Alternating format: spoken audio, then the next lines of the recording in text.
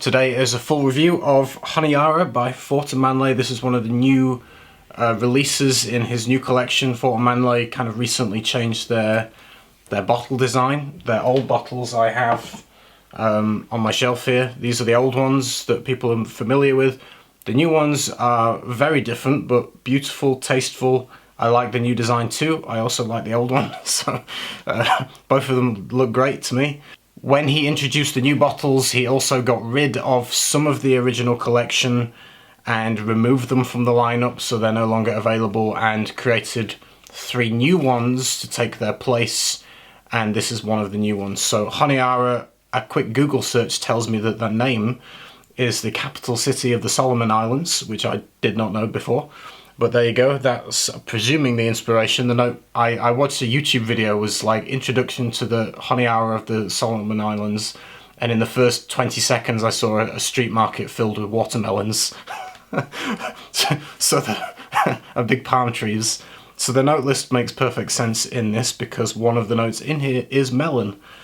So I'm going to reapply and then I'll tell you kind of what I get from this, how long it lasts, and my experience with it. So we'll give it another spritz.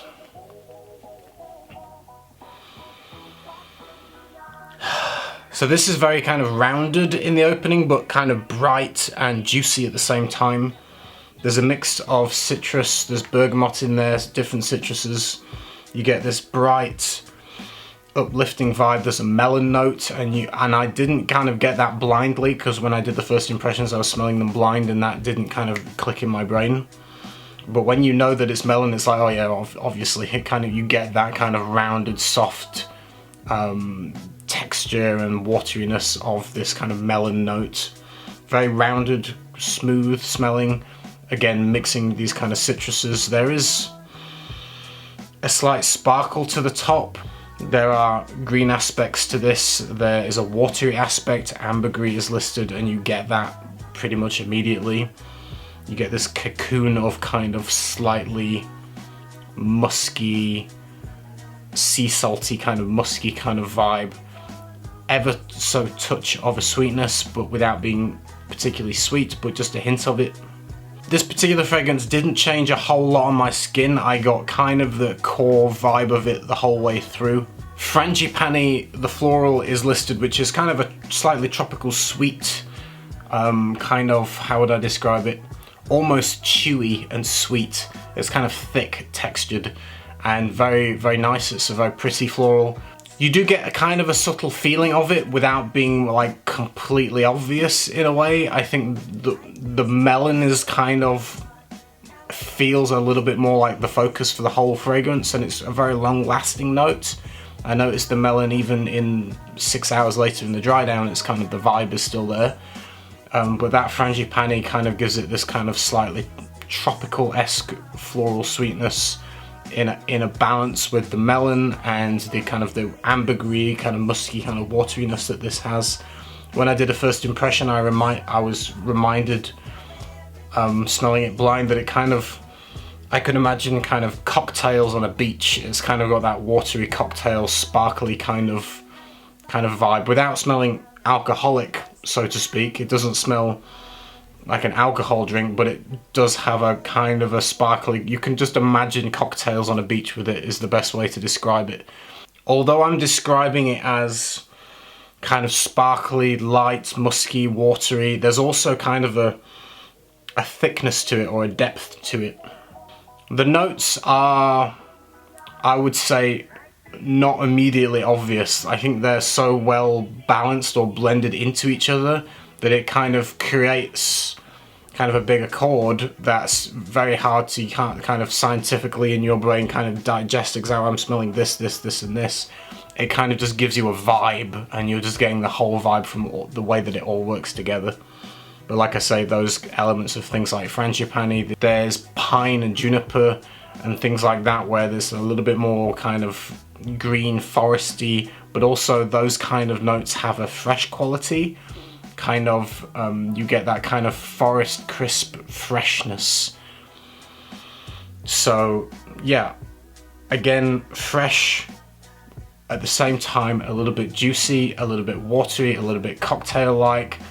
and hint of a sweetness, hint of a floral, and you just get a very pleasant vibe which smells like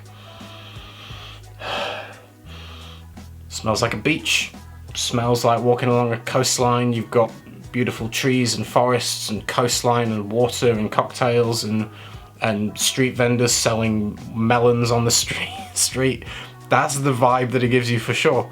So for me, this was a very kind of spring, summertime, hot weather kind of fragrance, which for Manle kind of previously didn't have this kind of genre of fragrance really. So I think it fills a gap, like I said, in the first impressions, in the brand, so to speak, where they didn't have that kind of fragrance before. This is introducing it. I think it's completely unisex. It does have a kind of a mass appeal, likable quality.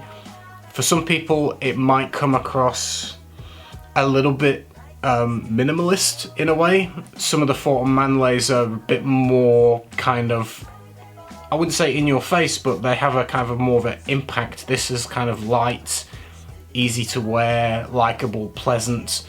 There's no like when you smell something like Bozhenikov, for example, it's got that slightly animalic oud in the opening, and you know, it's not going to be everyone's taste. It's a little bit more risky, so to speak. This one doesn't have the kind of risky factor.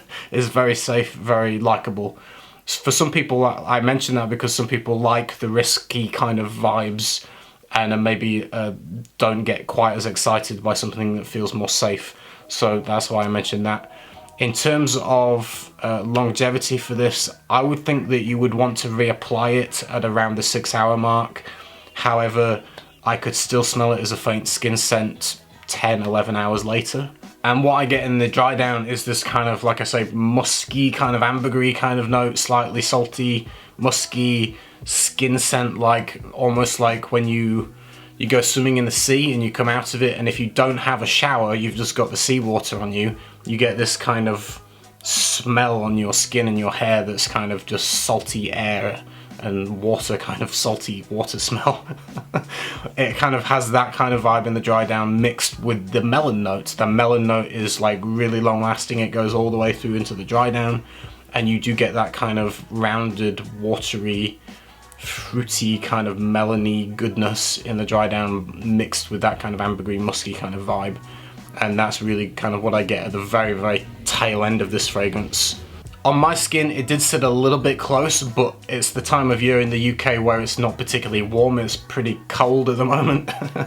And so I feel like the heat might help pull this off the skin more. It is probably designed to be more of a summertime fragrance.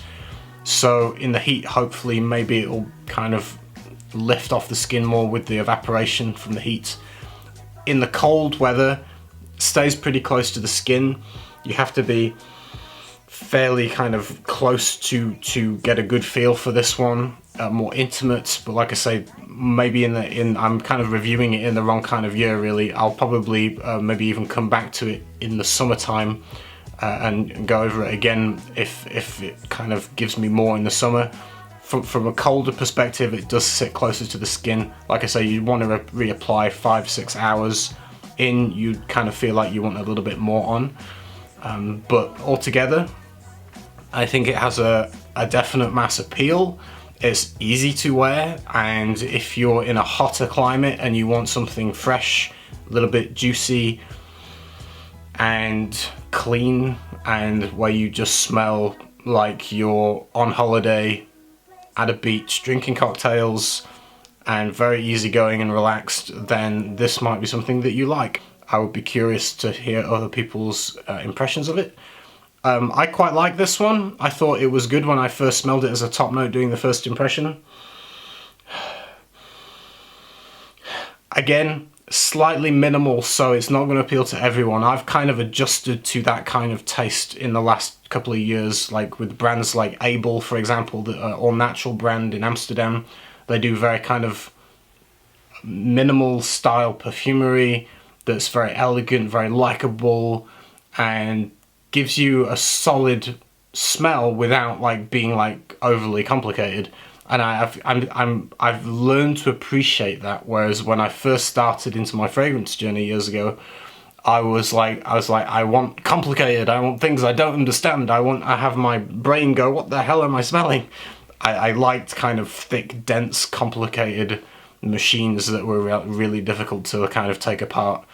And I've adjusted over the time to appreciate the more simplified stuff that just smells good, you know? Instead of like wanting to analyze things and have that mental kind of dialogue in your head of working things out, it's just nice sometimes just to smell good and not think about it.